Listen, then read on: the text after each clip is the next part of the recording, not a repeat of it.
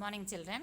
In the last class, we discussed revision of fourth lesson, and fifth and sixth are not given. Now, seventh lesson, atoms, molecules, and chemical reactions. Recently, we discussed about atoms, molecules, and chemical reactions. See, children, what are the atoms? Tiny particles which are used to made up of matter is said to be atoms. When atoms are combined, then molecules are formed. According to John Dalton, he said that atom cannot be divided further. Atom cannot be divided further. It is indivisible. Indivisible means it cannot be divided further. Such as smallest particles. And atoms, when they combine, it forms a molecules. But later they said that atom can be divided into so many subatomic particles, electrons, protons, and neutrons. Here we discussed about John Dalton atomic theory. Atoms of a matter is made up of tiny particles known as atoms, and atoms of a different elements behaves different, and atoms of a same element combined, it forms a element. Atoms of a different element combined, it forms a compound, and atoms of a same element or a different element combined, it forms a molecule. And we discussed about law of constant proportion, law of conservation of a mass. What is the law of conservation of mass? Mass is neither created nor destroyed, but it changes from one form to the other form. And what is the law of constant proportion? Always a compound always combines in a fixed ratio. For example, the water which we are drinking, the water which we are using to bath, both are consisting of, that is a borewell water, and which we are drinking, it is a pure mineral water, pure water. So both will have the different mineral salts, but composition is same, that is H2O, 2 hydrogens, 1 oxygen, that is 2:1 ratio. It means, according to law of constant proportion, any compound when combines with other ratio, it combines in a fixed compound. Okay, children. Now, what is the law of conservation of mass? Mass is neither created nor destroyed, but it changes to one form to other form. For example, just I am cooking 1 kg of a rice. 1 kg of a raw rice, and it is taken an equal amount of a water, and double of water or equal amount depending upon the usage, and just boil it. After boiling, the amount of water plus rice is equal to the cooked rice. It means one form is changing into the other form, but always the ratio remains the constant. So according to law of conservation of mass, mass is neither created nor destroyed, but it changes one form to the other form. Okay. Next, to explain that activity, to explain that concept, a simple activity is given. Most important, children, to find out the change in the reaction before and after the chemical reaction. For that, what are the materials required? Lead nitrate, potassium iodide, distilled water, 2 conical flasks, spring balance, small test tube, and retort stand. All these are the materials required to do the experiment. What is our aim? To find out the change in a mass before and after the chemical reaction. Prepare a solution of lead nitrate by dissolving 2 grams of lead nitrate in 100 ml of distilled water, and prepare a iodine solution by dissolving approximately 2 grams of potassium iodide in 100 ml of water. Now the two solutions are ready. What you will do? Just take potassium iodide in a small test tube, and in a large one and a big conical flask, what you are taking? Potassium iodide solution, lead nitrate and potassium iodide. Now weigh the flask before it mixing.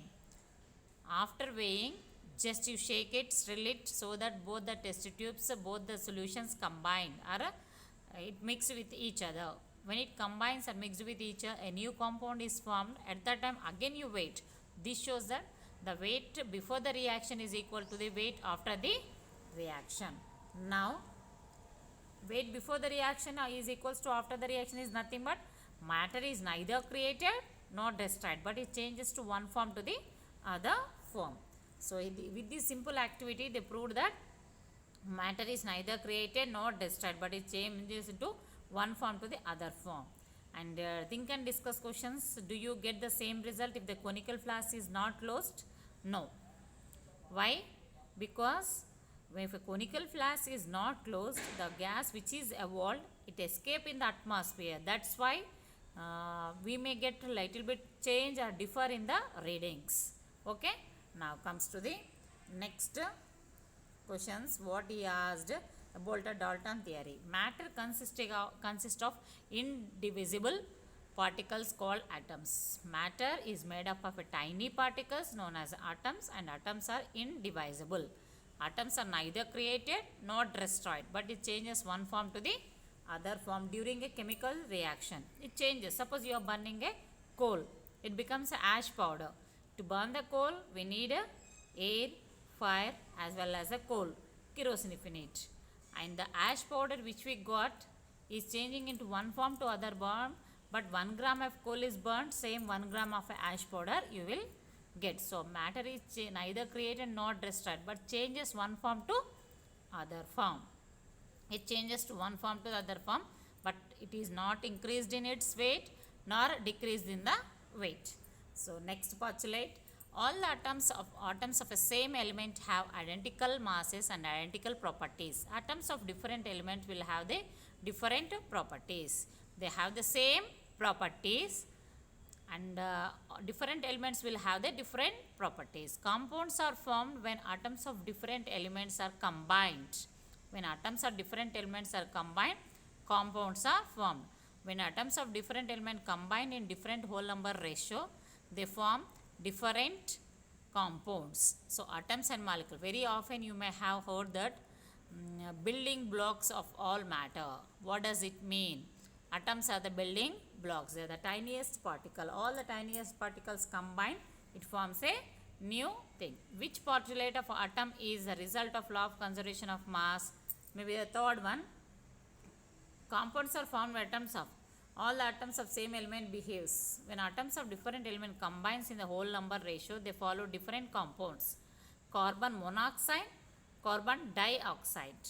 What is the formula of carbon monoxide? CO. Carbon dioxide, CO2. Di means 2, mono means 1. Both carbon and oxygen in the carbon dioxide also in carbon monoxide, but combining ratio is different.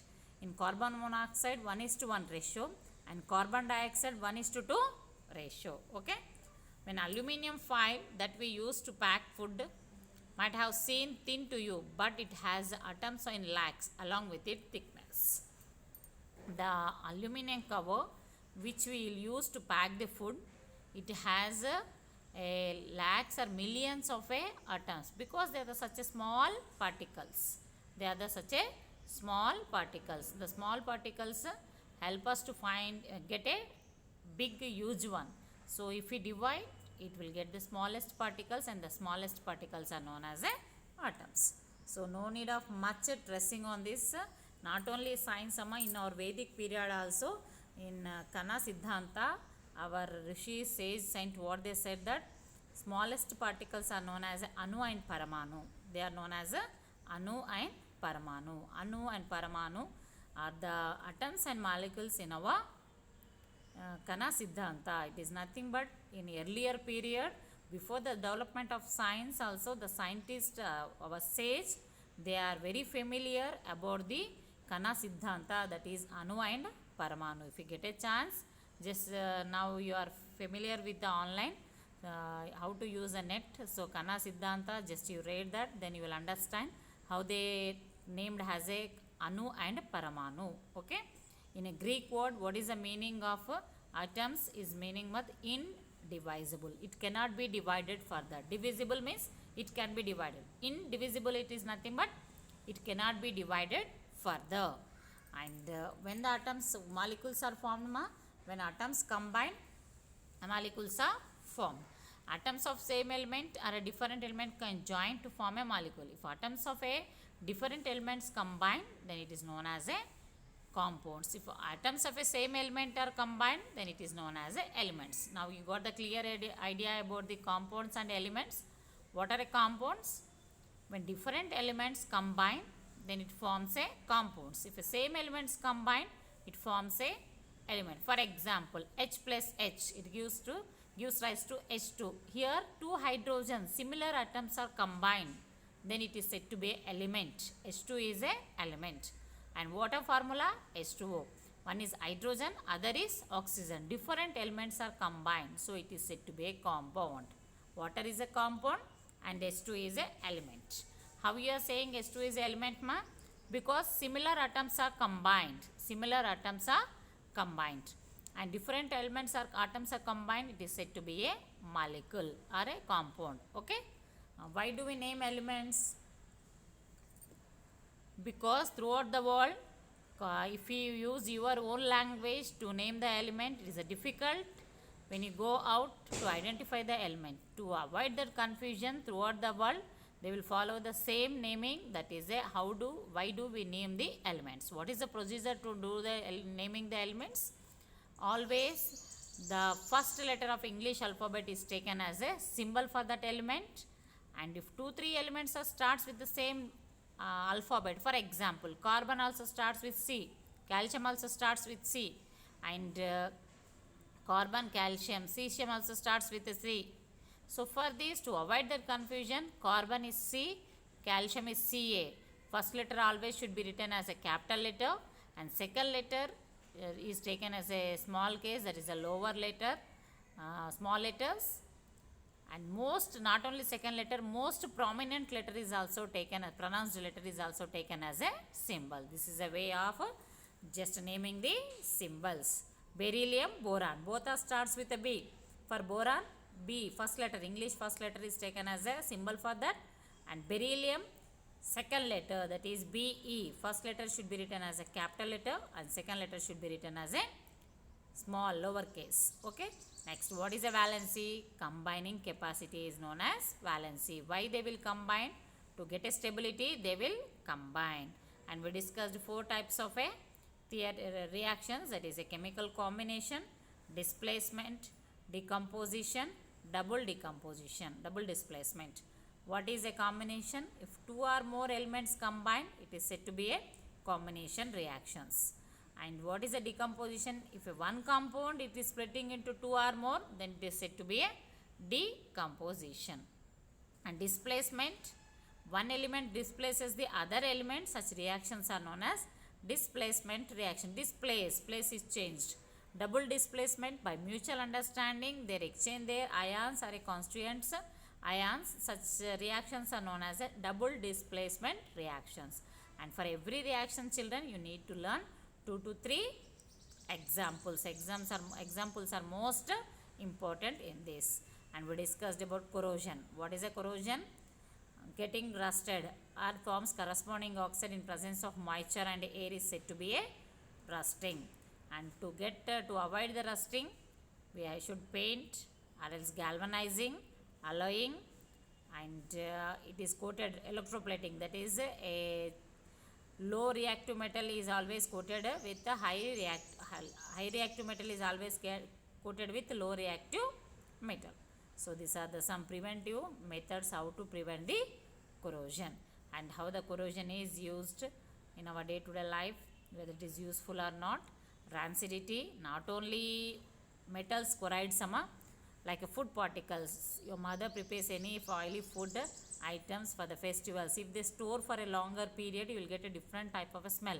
That is nothing but it get oxidized. It get reacted with oxygen.